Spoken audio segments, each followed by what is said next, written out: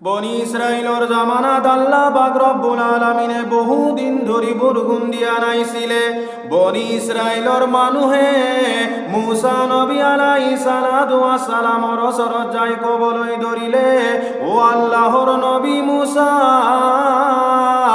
জমিন ফাটি বলই ধরিলে, জমিনৰ বুকু যিমান বৰ খেতি বাতি আছে সকলোবোৰ শুকাই যাবলৈ ধৰিলে, মানুহৰ মাজত বেমাৰ সৃষ্টি হ'বলৈ ধৰিলে, জমিনৰ বুকুত যিমান বৰ মখলুকত আছে সকলো মখলুকতে ধৰবৰ চটপট কৰি আছে। ও আল্লাহর নবী মুসা, আপনি আল্লাহ পাক রব্বুল আলামিনের দরবারত বরগুণর কারণে দোয়া করি দিয়ক।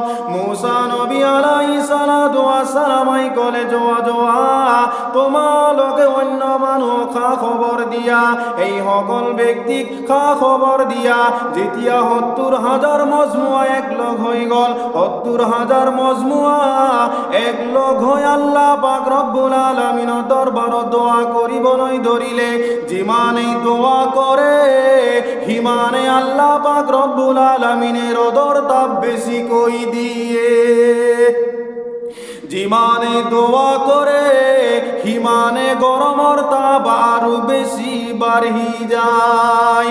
মুসা নবী আলাইহিস সালাতু ওয়াস সালাম কলে, আল্লাহ আমি তো আপনার দরবারত বরগুণর কারণে দোয়া করিছো, আপনি তার হলনি বরগুণর হলনি রোদর তাপ বেশি দিয়াছে, গরমর তাপ বেশি দিয়াছে।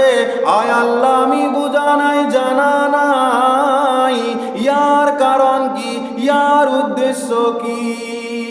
আল্লাহ পাক রব্বুল আলামিন কলে, আই মুসা তোমার মজলিসত এনে কয়জন ব্যক্তি আছে, যিজন ব্যক্তি এই মজলিসত থাকিব তেতিয়ালৈকে মই বৰষুণ নিদাও। মুসা নবী আলাইহিস সালাতু ওয়াস সালাম লগে লগে খাৰা হৈ গল আৰু এলান কৰিলে, কোন এনেকুৱা ব্যক্তি আছ, কোন এনেকুৱা আল্লাহৰ নাফরমানি কৰা ব্যক্তি আছ, কোন এনেকুৱা গুনাহগার বান্দা আছ, তুমি ইয়ার পরায় বাহির হই যোৱা। তোমার কারণে আমি ৬৯,৯৯৯ জন মানুহে কষ্টত ভুগি আছো, তুমি আমার ইয়ার পরায় বাহির হই যোৱা। এইজন গুনাহগার বান্দাই ইফালে ইফালে চাবলৈ ধৰিলে, কোনো উঠা নাই, কোনেও খাৰা হোৱা নাই, কোনেও যাবলৈ খোজা নাই। এইজন বান্দাই দিলেই দিলে ভাবিলে, আল্লাহ ইমান ডাঙৰ মজমুৱাৰ ভিতৰত পাই যদি মই বাহিৰ হৈ যাওঁ, অন্য মানুহে মোক চাব, অন্য মানুহে মোৰ কথা বুজি পাব, মোক ঠাট্টা কৰিব, মোক লৈ ধেমালি কৰিব। আয় আল্লাহ এতিয়া মই ইমান মানুহৰ মাজৰ পৰাই কেনেকৈ বাহিৰ হৈ যাওঁ। এইজন ব্যক্তি লগে লগে আল্লাহ পাক রব্বুল আলামিনের দরবারত তওবা করিলে, আল্লাহ মই গুনাহগার হয়, মোর গুনাহক যদি আপনি মাফ নকরে করো তার দ্বিতীয় জন কোনো নাই। ও আল্লাহ আপনি রহমান হয়, ও আল্লাহ আপনি রহিম হয়, ও আল্লাহ আপনি গফুরুর রহিম।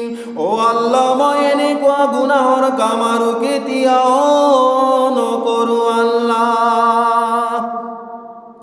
আল্লাহ পাক রব্বুল আলামিন লগে লগে হেদির তোবা আল্লাহ পাক রব্বুল আলামিনে কবুল করি ললে। তোবা কবুল হওয়ার লগে লগে আল্লাহ পাক রব্বুল আলামিনে আসমানত কলা মেঘেরে ভরপুর করাই দিলে, হাওয়া আহিবলৈ আরম্ভ করিলে, ধারাসার বরষুণ সৃষ্টি হই গল।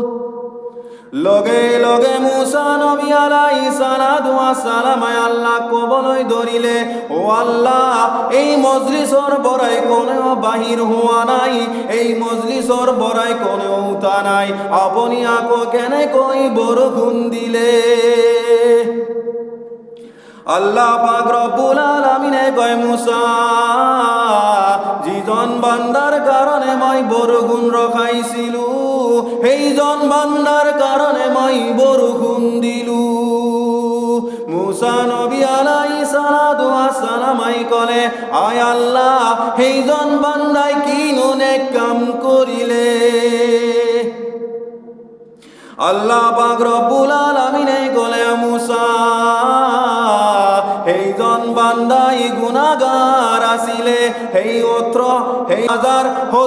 70,000 মজমুয়ার ভিতরতেও দিলে দিলে রে মোর অসরত তওবা করিছিলে